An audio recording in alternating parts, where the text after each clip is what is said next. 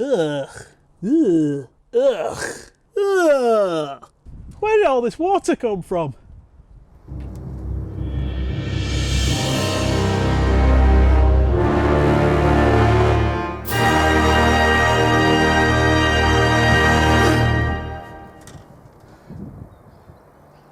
It's really heavy. Welcome back to Project Daily Drive. I have a cat. This is Rosie. You might have seen her in the back of a few of my videos. And she is a nightmare. The reason I'm holding her is because she's trying to eat my microphone cable at the moment. Go on then. Once again, I need to have a quick chat about this video because there's no nice way of saying I screwed this video up really badly. I made a mistake and I need to talk about that because otherwise the video is not going to make sense. The long story short is I had to cut the first third of this video because what I did in it was really badly shot. It was a disaster and it didn't work anyway, which was doing door seals. I replaced both the door seals, screwed it up, had to go back up to the original seals. It was just a massive mess up. So if you just want to get into the video and you don't want to hear me talk about that whole thing, there's your time code. Go to that section of the video and enjoy, because I'm quite happy with the rest of it. If you're still here, let me talk about what happened, because it's worthwhile knowing if you want to get into classic cars that sometimes you just mess up. So here we go. Right, so what happened was I bought a bunch of parts. I bought some new seals and I was planning on filming it in one big go. What I did was I started doing the door seals, ripped the old ones off, and I'll show you the video just so you can see. What I didn't realise was that I did realise it, but I never connected the dots, is that there were clips around the entire door rim from the original seal that must have come out that had been painted over, they'd been painted. And for some reason I didn't realise they shouldn't be there, so I tried to put the seals on over those clips. What happened was it blew out the seals too wide and I couldn't shut the doors. And so I realised my mistake, pulled them off, and they just tore up because they're Furflex, they're fabric, and they just tore apart. And I was so mad at myself about it because I had to go back to the original seal. These things happen. I'm not an expert on Morris Minors. I didn't click that I had to remove those clips, and it was just a pain. I also cut it about that far too short because I didn't measure it properly. It was a whole disaster, and it also wasn't shot very well. I was trying something new with the GoPro, didn't like it. So that's kind of what happened. That's why I cut it. Now I'm going to go back, I'm going to do the door seals. I know what I'm doing now a bit better. It's actually the third attempt. This will be the third attempt I've done to do the door seals. Because originally I bought some brand new rubber ones, but they're just too thick and the doors won't shut. And then I bought some original Furflex, and one of them fits on the passenger side, but it's all torn up and it's cut too short. And the driver's side, I had to put in the original tatty given up seal, just so the doors would be reasonably watertight. Watertight doors on a Morris Minor. There's a joke. Yeah, I can't order new parts or I would have redone it because we're in lockdown and it's not essential for me to buy parts for this thing. So yeah, I'm still going to be getting parts. It's just, you know, it's not urgent, is it? So, doing me bit. But that's what I messed up. The car still leaks because the boot leaks, because I have this early type seal where I should have the late type seal on this, and also the hinges. It leaks through the hinges, but I can't get the hinges to seat right because a previous owner has actually put the wrong type of bolts in. And they've chewed up the threads, and that hinge, the far hinge, actually doesn't sit on the body right. And they need really new hinges all around, so I'll go back and fix that then. But it's fine because it's actually a drain hole, so the water doesn't stay in this car too much. But yeah, that was just a bit of information. So if you see me referencing what I've previously done, now you know. Anyway, let's get back into the video because should be quite interesting. So the door seals are okay. It actually doesn't leak much anymore. The only problem is this door is a monumental pain in the backside to shut, but it always was. I'm going to have to do some fiddling around really to get it to fit right. The doors don't fit right in this car anyway, so no worries. What we're going to be doing today are the side windows. Now, I actually, when I first got the car, put silicone all around these to stop them leaking, and it didn't work. It didn't do anything. They still leak. The problem is that the rubber has actually perished and the water can get in very easily. To solve that, I actually have some silicone and some brand new window seals that we're going to be putting in to hopefully stop the leaks. The problem is, I've got to get them out and I've got to get the new seals in. Oh God. So I've got to remove the old windows. Now what I could do is just tease the plastic back and push it out, but I'm lazy, so I'm just going to use a Stanley knife. I'm going to cut the rubber off. Now, I shouldn't have to say this, but if you're going to be doing this job yourself, be very careful because these are very sharp and it's very easy to lose a finger. So I'm just going to run the blade across here and remove it and pop the window into the car. It can't come out this way because of the lip. So let's try it. Where do I start? Let's try this.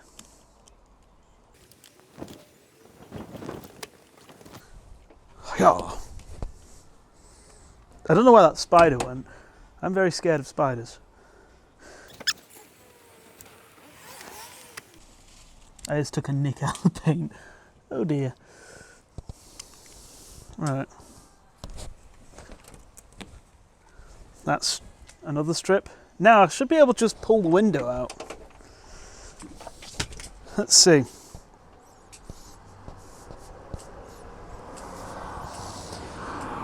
Doesn't want to go.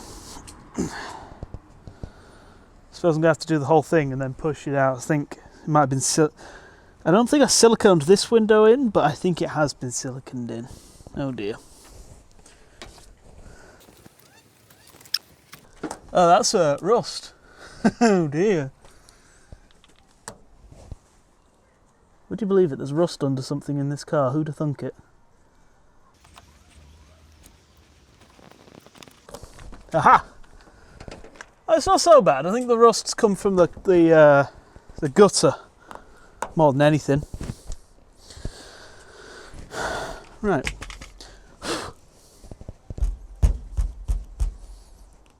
Oh, it's coming. It's coming.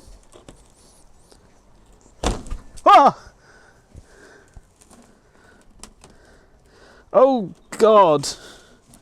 Is so... Yeah, the rubber has perished. And there we go.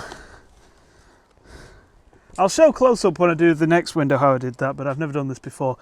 That's disgusting. That needs a good clean. Right, let's get this mounted in the new window rubber. That's spooky. Behold, I have one rear quarter window. Yes, if you've never seen a Morris Minor before, no, these don't go down, they're fixed. I have seen a Morris Minor that was modified to have them hinge open, but that was once on the internet and I've never seen it since.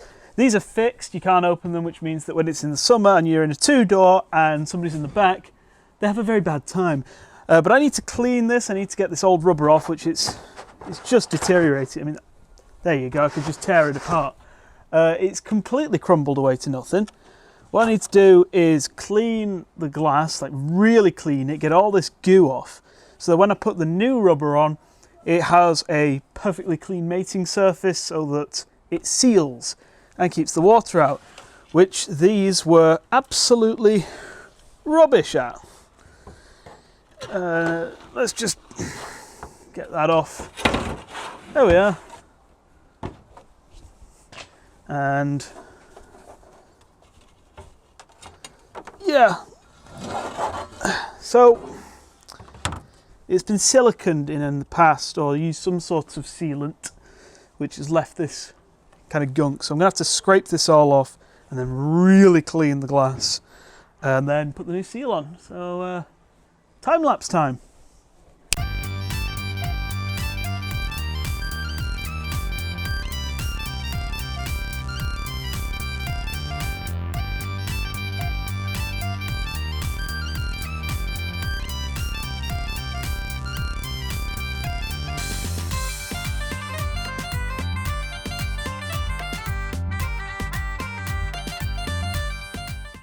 Okay, so the glass is now clean. I've cleaned it all off and scrubbed it. Useful to get rid of some of the tar, which is what you saw me clearing through there. Now I need to put the surrounding rubber on. Now this should be fun. I've left this out in the sun so it's nice and soft and pliable, and I just need to get this over the glass. There are special tools to do this. I don't have any, so I'm just going to have to brute force it. I've got a bottle of 1-to-1 fairy liquid. Other dish soaps are available, and we're just going to see if we can get this on. This should be fun. Have another time lapse because this will take a while.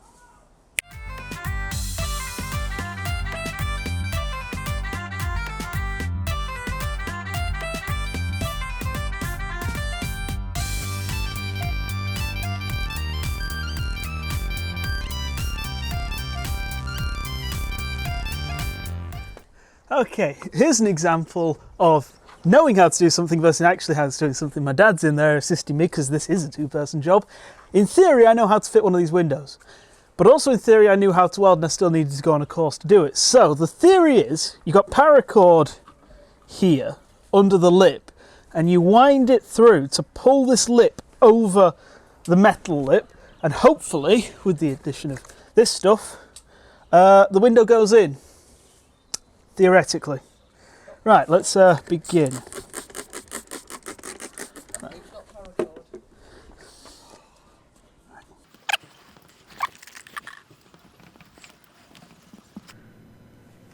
Okay, so here's a voiceover in post because this is not how you do this job. This is a massive screw up in progress. What I thought I had to do was spool the string around so that it would gently lift the lip over the metal, you know, lift the rubber lip over the metal. But I was doing it way too slow and I didn't have any sort of toggle or good grip on the rope. So what I actually am doing right now is giving myself a massive rope burn and blister on my finger, which you'll see in a second. Ignore the advice I gave before. This is the wrong way to do it. I'll show you how to do it later.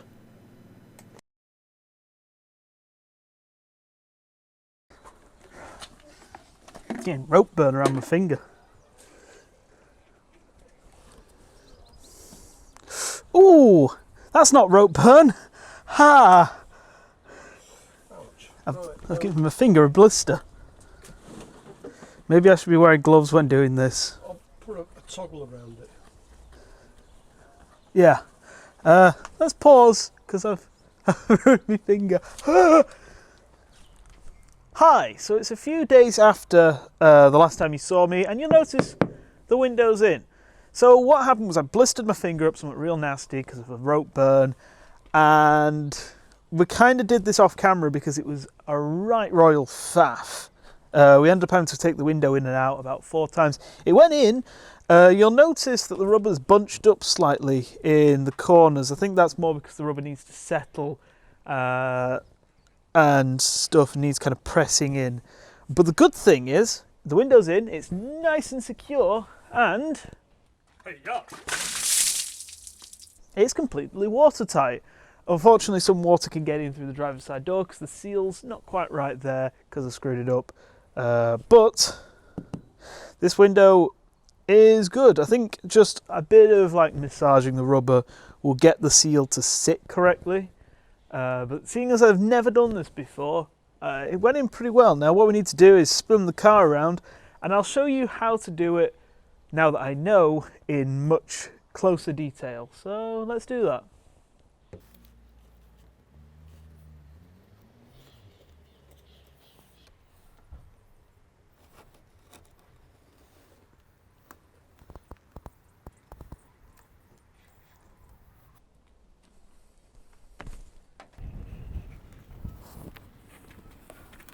And release. Oh, it's siliconed in, this one. I know that because I did it. Right.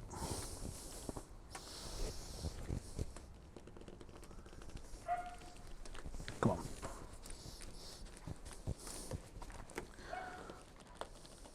There we go.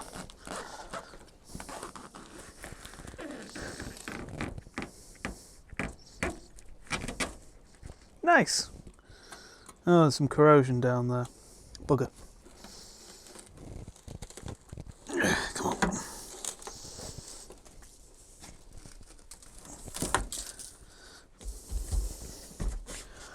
Right. There we are.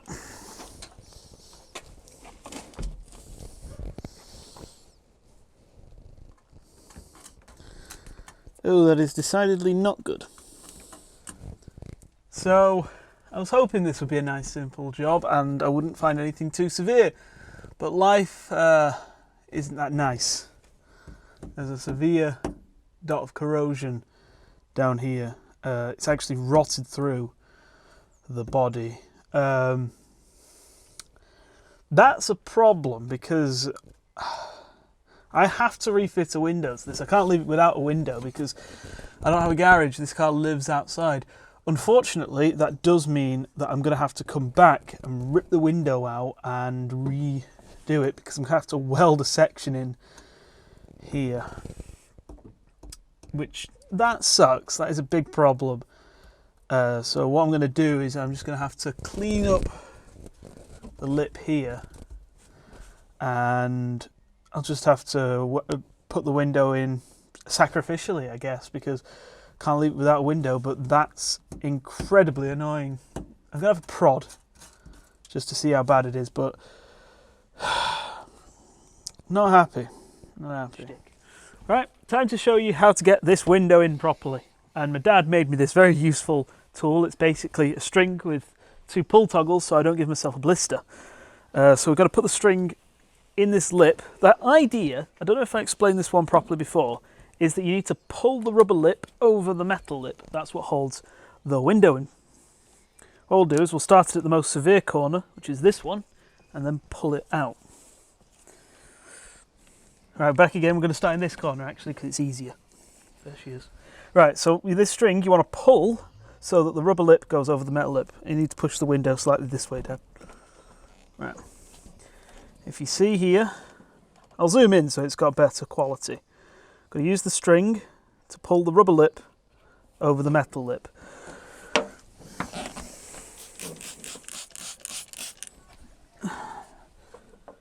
You push it down. Yeah, that's it. It's good to have this little toggle so you can actually put some more force behind the string.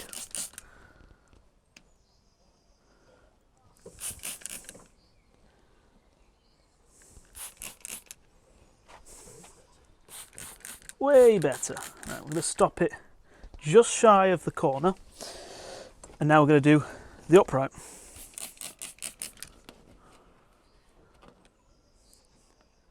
It's coming very easily.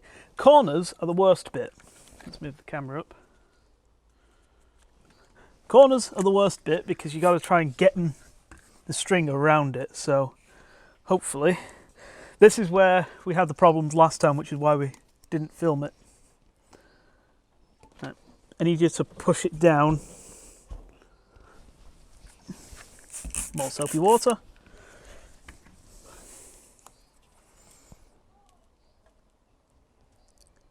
Come on. There we go. Yes! That went in much better.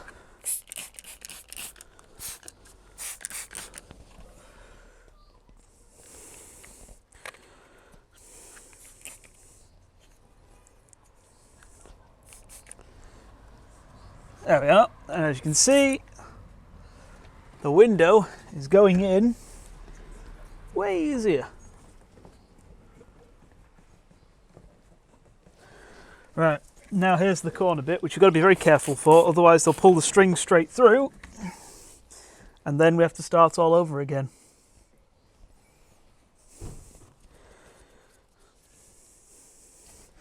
Right, so what I'm going to do, wrap this one and keep it tight. You need to pull the string essentially away from the window. Nope, need more soapy water. The car's very hot and it's evaporating.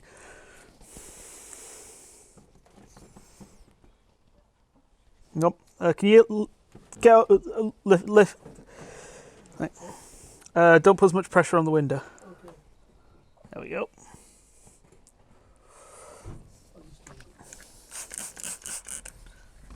Okay.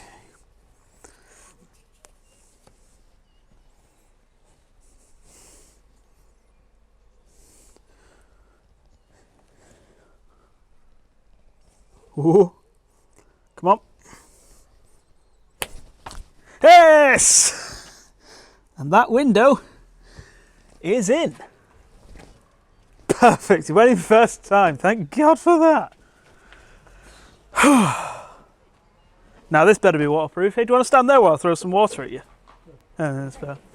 Following basic classic car law, the worst problems aren't the ones you see, it's what you don't see. And the Morris Minor is no exception. The worst rust is always in the chassis legs or in the sills where you don't see it. And the leak, the worst one of them, is where you wouldn't expect it. It's there. This is the bonnet hinge on the driver's side, and this is the most egregious of leaks because it leaks behind the dashboard, behind the footwell, and basically comes down underneath your feet. This right here is what's caused a lot of the problems at the front of my car. Problem is, to get at that, I have to take Jean's nose off. The largest part of the Morris Minor, got to remove it. Luckily, it's only 3 bolts, but they are 3 particularly awkward and particularly annoying bolts. Oh God. Right, I need to remove the bonnet. First thing I need to do is remove the bonnet stay that keeps the bonnet up. Now I've put this precarious piece of wood here because the moment I remove this bolt, there's nothing holding it up and it would fall on my head and probably injure me. This is the most precarious thing I've ever done, so I hope it doesn't die. This bolt, mystifyingly, is metric. It's a 10mm, which is surprising considering that everything on this car is imperial and therefore outdated.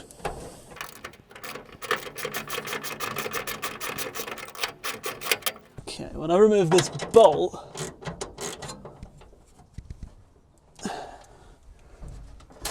there we go. That went flying. Oh, there we go.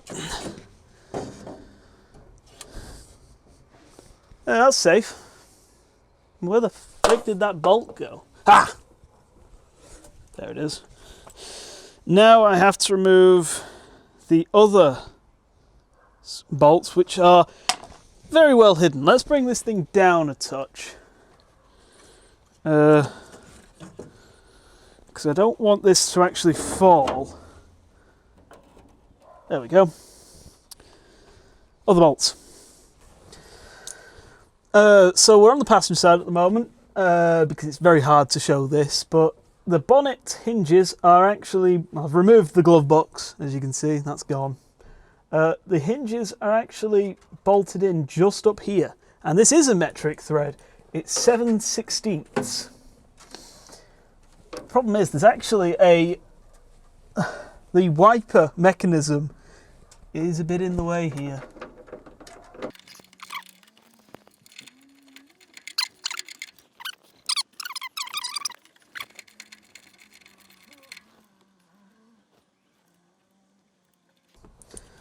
There we go, that's one bolt. Now I'm going to remove the other side, which I won't show you because I can't get the camera in there because I parked this thing too close to the wall. Right, I've got to move the bonnet, but unfortunately I can't do it myself because that'd be a terrible idea, so I have the best assistant anyone could ask for, my dad, who's probably been in the background a few times. So you need 2 people to lift this, obviously. One hand underneath the Morris Minor 1000, one hand underneath here, and just lift straight up. And that's the bonnet. Let's just put it down over here to you a little bit.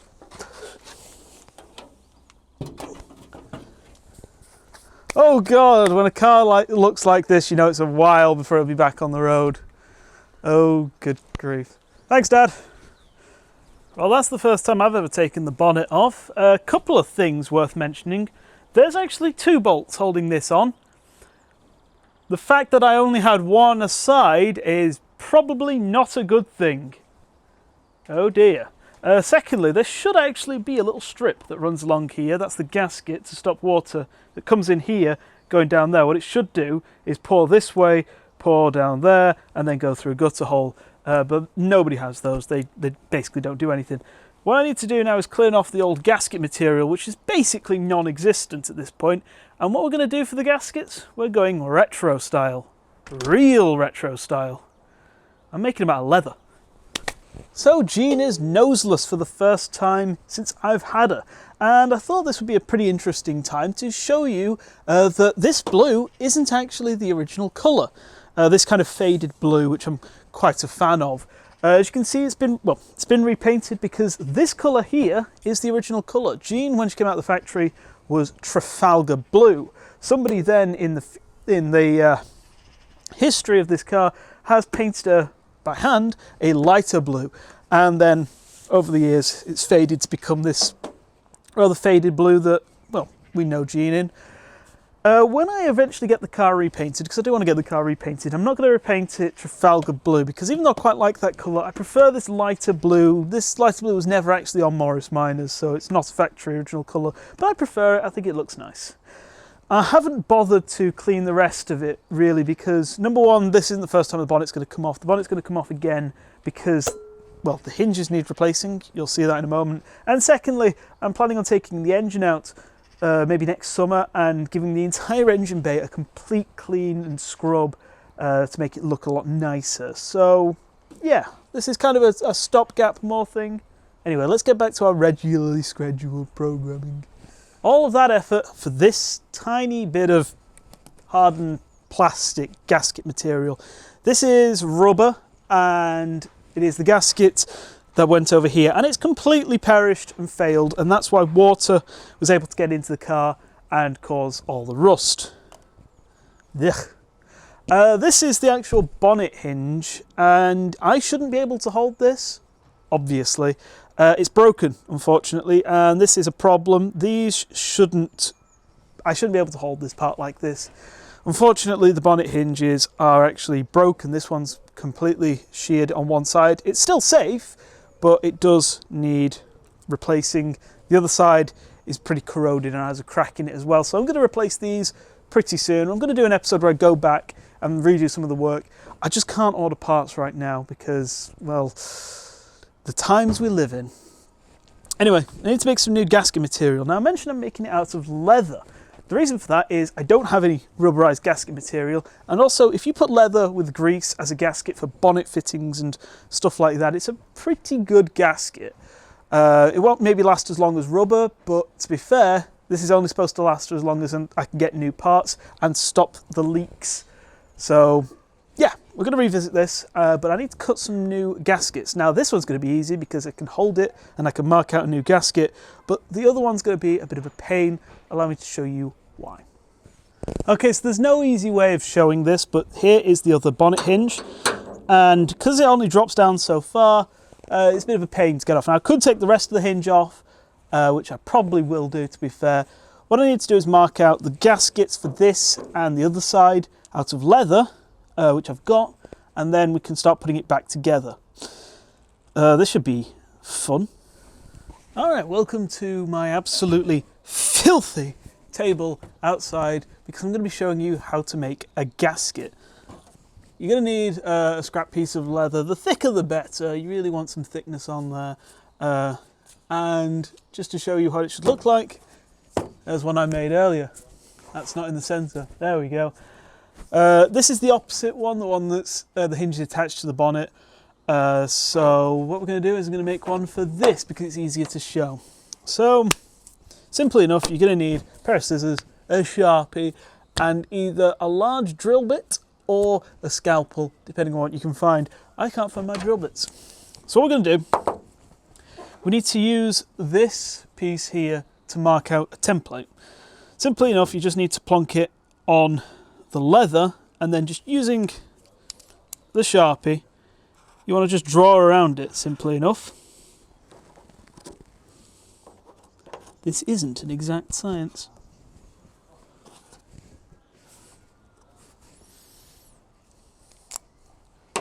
Right, we've got the pattern. The problem is, we need to know where to put the holes. How do you know where to put the holes? Because this is actually something that stumps a lot of people. It's very simple. We have to use the Sharpie and we're going to fill in around these holes using the Sharpie. Don't know how well you can see that, but I'm basically painting over the holes. And then what we're going to do, make sure everything's really nice and painted, is we're going to put it back on the leather and then just press it down. Get your fingers right underneath there and just press it. Now, it didn't work so well, but there we go. Hopefully you can see that. You can see the outlines of the holes. The second one didn't work so well, so we can just do it again. Just lay it on thick.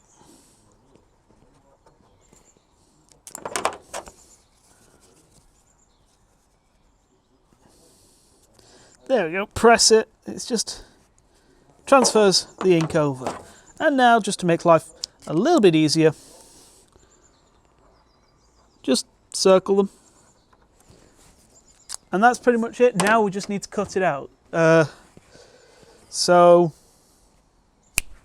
ta-da! Now, that perfect. I've never actually cut gaskets before. I was doing a tutorial on something I've never done before. This one's a bit oversized, but I've kind of done that on purpose because I want to trim that one down, because that's the side that causes all the leaks. It's the driver's side one, and this is the passenger side one, which is the one we just cut out. That's how you make gaskets. I use scissors to cut these out and then use the scalpel. Probably a better method would be to use a drill bit and then just drill it through, but I can't find my drill bits. They are somewhere. So what we're going to do is we're going to start fitting these to the car, but you're going to need some grease. Now, what you really need to use is kind of gasket paste or something, and you smear it on this, and this will stop water getting in. But grease works as a stopgap because I can't get parts or stuff at the moment. So let's get back to the car and get the bonnet back on. Okie dokie, so this is how the gasket needs to go. It basically needs to hold in between the metalwork and the hinge. Now the hinge, obviously I can't just put it on because I need to put the bonnet on. So we'll put that to one side. Can't just go in dry, it needs something. Now it can't just go in dry because you need something like gasket sealant. But what I'm going to use for it is just simple bog standard grease. I'm going to grease up the leather. And this should, it'll absorb into the leather. And what this should do is basically prevent it from letting water in. Lots of grease. If you've got excess, it'll splurge out, and that's something you want really, because that way you know it's going to seal. Lots of grease. I've got some on the paint, I know that. I'm going to clean it up after. I'm trying to do this all one-handed. And then we just want to stick this down so the holes line up. Like that. Gonna need to put some more grease on top. And now I'm going to do that with the other side, and we can put the bonnet back on.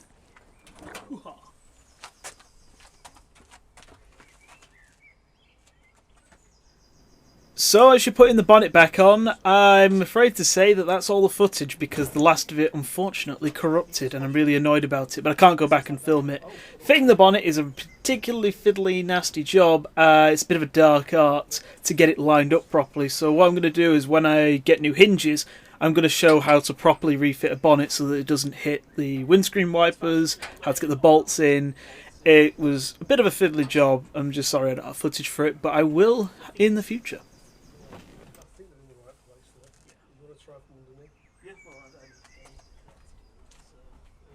And we're back in my comfortable deck chair. Yep, we are done. The windows sealed. I've tested them with a hose pipe. They don't leak. It's great. The bonnet hinges don't leak either. The car desperately needs a clean, but I don't have any wax, so I'm not really cleaning it at the moment, which is why there's mould and stuff growing around it. The paint's flaking off. I need to polish up the paint and give it a coat of wax, but everywhere's shut. I can't really get any. I don't have any. So yeah. Now, one thing I mentioned last episode, and I've been toying with it, is the carburetor live stream. I'm still doing this. I wanted to do it between that video and this video, but life got in the way. I'm actually surprisingly busy considering I've got nothing to do. It's weird. But I have been testing out live stream setups, and I think I've got something right. So I'm going to be running tests throughout the week to see if I can get it right. What I'm going to do is stream on YouTube the whole rebuilding of a carburetor for how long it takes. We'll be doing some testing, so you'll see a video a few days beforehand for when I do it. So yeah, that's all I've got to say. The car is mostly watertight now, so I'm happy. Well then, thank you very much for watching, and we'll see you next time. Bye bye.